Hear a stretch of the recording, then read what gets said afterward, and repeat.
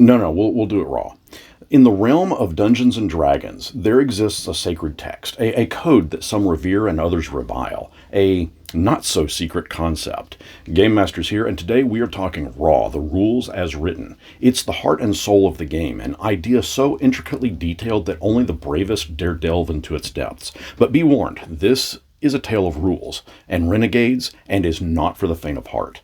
Raw, like an ancient grimoire, is written in an arcane language of game mechanics. It's a sacred text to those who live and breathe D&D, a set of unbreakable commandments for the devout. To some, Raw is the scripture by which all campaigns must adhere, with its precise wording and unyielding logic. They wield it like a sword, slaying any deviation with a fervor that would make any inquisitor blush. But woe unto those who dare question Raw, for they risk the wrath of the purists. To them, rules aren't mere guidelines. They are carved in stone. No room for interpretation, no leniency for the creative spirit. Deviation from text is heresy. It's like arguing with a dragon about the color of its scales, a futile endeavor that ends in a fiery debate.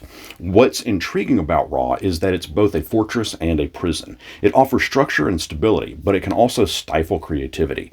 Raw enthusiasts will argue that the rules exist for balance and fairness, and rules as written can certainly provide that, but the speciest part of the conundrum lies in the players themselves. Some are zealots clinging to Raw like a security blanket, demanding strict adherence to the letter of the law. They can be a bit unsufferable, flaunting the rulebook like a weapon, ready to strike down any deviation or interpretation other than what is on the page itself. Meanwhile, there are those who dance on the fringes of Raw and see the rules more as Barbosa would say, the rules are more what you call guidelines than actual rules, that sometimes you have to use them more as rules as intended.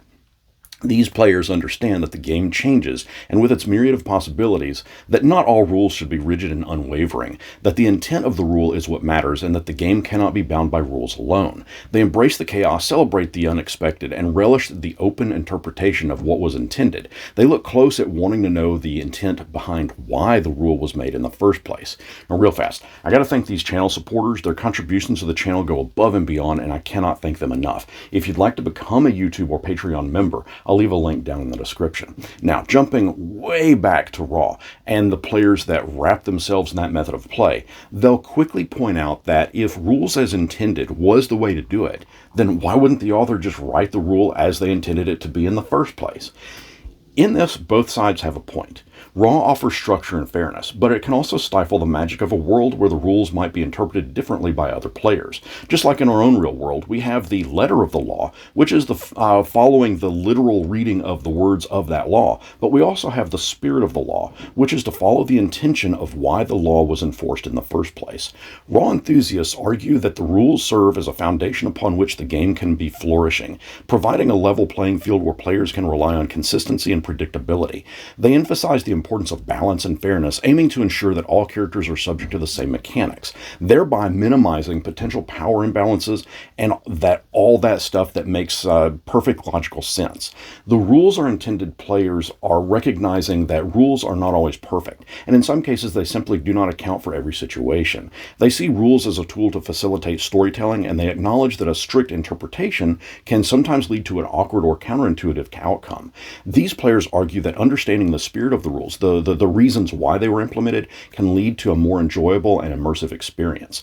I think that there is a place for both Raw and rules as intended in the world of D&D, as long as they find common ground at the gaming table where the ultimate rule is to have fun, and combining them, while I admit being a delicate balance, it's not out of the realm of possibility. And here's how it works at my table. We know the raw. Simply put, we know the rule we are debating about. It's essential to have a solid understanding of the rules as they are written. It provides a framework for the game and ensures consistency with each player's action. Each player is expected to know the basics. The rules are as intended are, as we stated previously, guidelines and not strict rules. While Raw forms the framework of the game, we accept that some rules can't foresee every situation. When ambiguity creeps in, that's when we'll look further into the rules as intended. You have to have open communication. If a player interprets a rule a certain way, the DM needs to be open enough to hear them out. Hey, even DMs can interpret that rule as written wrong, and that's a third camp here, rules as interpreted, which is a side of this video for actually a different video altogether. I'll leave the rule as interpreted as this. If If you adhere to the rule as written to the point where the interpretation leads to an absurd result, you might want to consider adjusting it to fit within the spirit of your specific session. Consistency is going to be key when combining raw and rules as intended. Simply because you can't make a judgment one week on how you think the rule was intended, but then alter how it works the following week. That's only going to cause confusion, and that leads to a disjointed adventure. Combining raw and RAI allows for a very dynamic experience, and to be frank,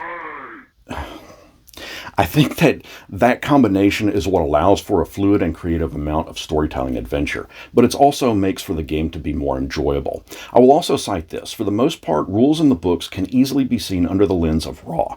Most of the rules work with each other. It's just a few that need to be looked at in regards to their intent. This may all seem overwhelming, but you'll know the difference in the rules and what you can treat as raw versus what needs to be looked at with its intent instead. As said, it's a delicate thing to balance, but at the end of the day, at least for me and my table, it's about having fun. And I'd be lying if I didn't say that on occasions, we completely ignore both the rules as written as well as the rules unintended and just zero in on what's the worst way to interpret this rule or this set of rules. And that absurd interpretation can certainly lead to some really bizarre tales of adventure. If you'd like to see an example of dissecting a rule as it was written, be sure to check out this video next where we explore the rogue's cunning action. What are some rules that you've run across that you feel don't work as raw? Adverse to that, what are some rules that can only work as raw? Let me know down in the comments, and until next our paths cross, may your wielding of the rules strike true.